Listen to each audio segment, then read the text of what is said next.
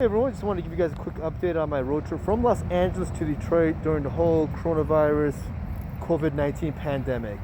So you guys can see from the sign behind me, yep, finally made it back to Michigan. I believe the last time I spoke to you guys, I was in Ohio and I was thinking about staying the night, resting up, and making the rest of the trip in the morning. But when I got back in my car, I realized that I was only 3.5 hours away from the Michigan-Ohio state border, so I just decided to push on through. I finally crossed the Michigan border about 10 minutes ago. It's a little after 4 o'clock right now. Just tell you about my trip. I left Los Angeles Sunday night about 7:30. I drove through California, Nevada, Utah, Colorado, Kansas, Missouri, Illinois, Indiana, Ohio, and then into Michigan. Google Maps estimated this trip at 35 hours. I made it about 41 hours. I had this trip originally planned at the last week of March, and I pushed it again to first week of April. Then I again had to postpone it to the second week of April. And the reason I postponed it was because I had people that were reaching out to me, and news media reports were reporting on regulations that would either make this trip very difficult to make or nearly impossible.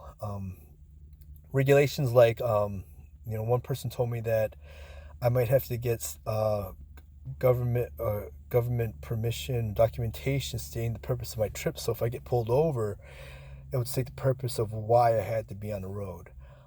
There's also rumors of major checkpoints at major intersections in major cities. There was also rumors of difficulties in crossing state borders, like they weren't letting people in certain states, and just a lot of rumors. One rumor was the National Guards are being deployed in all major cities to just it was just this ridiculous stuff, and I made these videos to kind of report that none of these situations are occurring. I did see some law enforcement out there enforcing some things, but it was just a normal speed traps and traffic violations and construction zones, stuff like that. It's only time I saw police cars or state troopers out. And when I was in Las Vegas, there was police cars that were out with the signals on, but that was just to kind of deter any riffraffs from vandalizing the casinos and the landmarks out there. But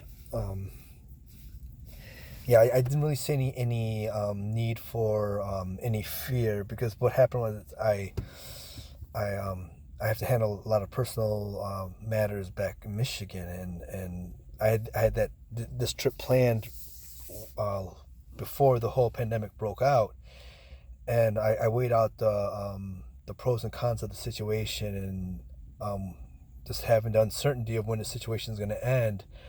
I couldn't risk putting this off until the whole thing blew over, because I may not. There's a high probability that I may not recover from it. So I packed my bag Sunday, and I told myself I have to do this. I have to get it done now, because if I wait, there's no telling how long this thing's gonna take. But I need to get this done now, so I have to worry about it, and I can take care of business back home. The one thing I can note is, although I've taken this trip and everyone's saying it wasn't a good idea, I have taken out precautionary measures. I've worn my mask, I have sanitizer, I have antiseptic wipes, and I have rubber gloves in my car. I kept my contact with others to a minimum. Like when I went to gas stations, I tried to pay at the pump, or if I got food, it was at fast food restaurants. And if I went into gas stations, I went straight to the restrooms, in and out, fully garbed, with gloves and masks and this and that. And like I mentioned earlier in another video, I felt that people weren't taking this situation very serious out in the mountain regions and early parts of the Midwest, like Colorado and Missouri, and Kansas. But and I'll use this as an example. I went to a gas station in I believe it was Missouri, somewhere in Missouri or Kansas, and it didn't print out a receipt when I paid at the pump, and I didn't want to go in, but I needed the receipt, so I went inside, and of course I had the mask, the gloves on, this and that, because gas stations, you have to be careful, and well, everywhere you have to be careful. But I went in and everyone looked at me like, is this guy for real? Because the attitude that I was sensing out there was that it's a conspiracy and propaganda, all that crap. You hear people talking about it in the gas station when I walked in. It was pretty weird. But I went up to the counter and I asked the guy for a receipt, and he had me repeat myself 5 times, and he pretended like he couldn't understand what I was saying under my mask. But clearly you guys have seen other videos that I put out there with the mask on, so you guys can understand what I'm saying. But he was insinuating that I take the mask off to talk to him. And I know that's a high liability right there, because if I was to go home, and the reason I'm taking all these measures is because I don't want to infect other people. I don't want to have I don't want to like just have that thought in the back of my head where if I go home, my daughter has health issues, and if she gets sick and something happens to her because I had to take this trip, of course I'm going to fall back on the situation where a guy made me remove my mask when I was out at the gas station, and yeah, I would pursue something like that, because we are told about these certain recommendations and standards that they want us to uphold with wearing masks, gloves, this and that, to kind of straighten the curve. And if I'm told by a business that I need to take my mask off, of course I'm gonna. But after the 5th time, he printed out my receipt, and I think they kind of like, thought I was ridiculous because I looked like I was following all the regulations, but I was kind of satisfied when I crossed over to like Illinois. I noticed, workers were wearing gloves and masks at gas stations and stores, and it kind of put me at ease a little bit, because and I got a little bit more relaxed where I was able to go, because I didn't really eat that much in the first leg of the trip, because I was kind of I was being cautious, and I have every right to be, because my daughter suffered from pneumonia last year and got a cavity in her lung, and I know she's the most important thing in the world for me, and I wouldn't be able to live with myself something like that. Something like that happened to her, where she contracted the coronavirus because I had to make this trip. So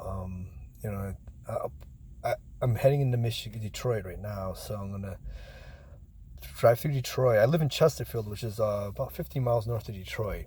No, I don't live there. I mean, I have a condo up there, so I know Detroit was one of those things that the media was reporting as kind of like a dead zone where people it's one of the highest fatalities in the country or something like that. But I'm gonna go see if all these rumors I'm hearing are true. So far, the rumors that I was reading about and warned about with the traveling, none of them have been proven true right now. So I'm gonna head over to my condominium and check things out, and I'll talk to you guys later on. That'll probably be my final update, or maybe my final update is when I fly back. But I'll probably have a couple more videos up to kind of like tell you guys about what's going on. I know a lot of you people that are watching this are probably in Michigan, so like I'm not really. It won't be necessary for me to report any happenings in Michigan, because you guys are living it. But if I see anything at the airport or flying back, whatnot, I'll pop on here and just give you guys one final video, just to kind of like summarize everything and tell you about what I witnessed in this whole trip. But like I said, I didn't really see a lot of the stuff that I was being that kind of discouraged me from postponing this trip twice. But I'll talk to you guys later.